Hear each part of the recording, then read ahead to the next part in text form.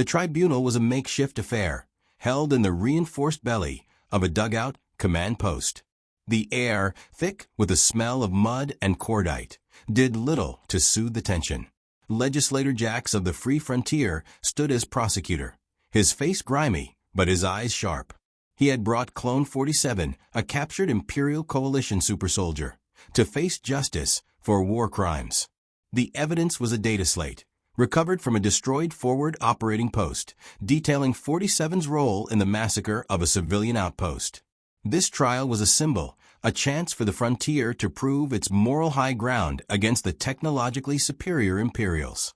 Clone 47 stood silent, flanked by two grim-faced Imperial officers.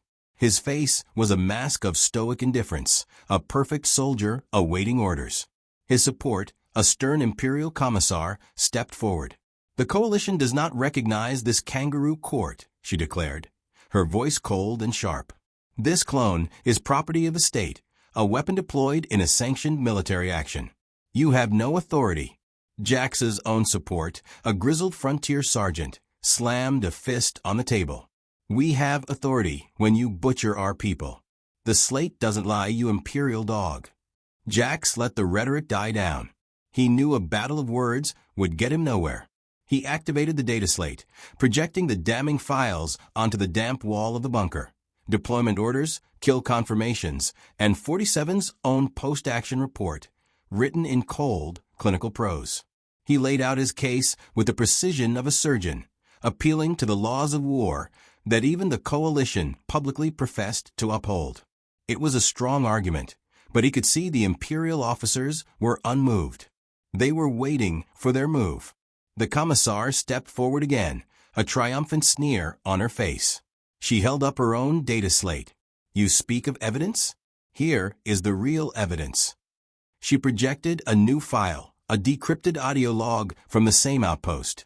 The recording played, and the voice of the Frontier's own commander filled the room, ordering the outpost to be used as a shield, a deliberate provocation to force an Imperial response.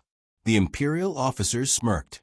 The Commissar had just painted the victims as aggressors, turning the massacre into a regrettable but necessary act of war.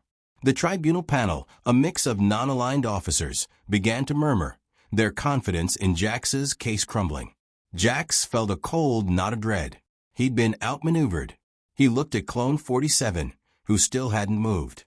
But for a fleeting second, as the audio log played, Jaxx saw it, a flicker of something in the clone's eyes. Not guilt, not remorse, but confusion. It was the look of a man hearing a truth for the first time. Jaxx's mind, honed by years of political and legal battles, connected the dots instantly. The Commissar's evidence was too perfect, too clean. And the clone's reaction, it was the key.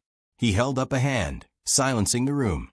"The Commissar is correct," Jaxx began, his voice steady. "That audio log does change things, but not in the way she thinks." He turned to face Clone 47 directly. "Soldier 47, your file states you were activated and deployed 48 hours prior to the engagement. The audio log from our commander was broadcast 24 hours prior. You would not have heard it. Your mission parameters were set before this supposed provocation." He paused, letting the words sink in. "But you were not the only one deployed, were you? Your batchmate, Clone 46, was also there. A soldier with a much different psychological profile. One prone to, shall we say, improvisation." The Commissar's face went white. Jaxx pressed his advantage. "You didn't bring us the perpetrator of the massacre. You brought us the fall guy. The real killer, Clone 46, was your scapegoat, and you planned to execute 47 to cover up your own unstable assets and your commander's reckless gambit." He looked at the tribunal panel. The Imperial Coalition isn't just guilty of war crimes. They're guilty of a conspiracy. "This soldier," he said, pointing at 47, "is as much a victim as anyone on that outpost." The clone looked at Jaxx, the mask of indifference finally shattering, replaced by a dawning, horrified understanding. The tribunal room was silent. Jaxx hadn't just won the case. He had exposed the rot at the heart of the Imperial machine.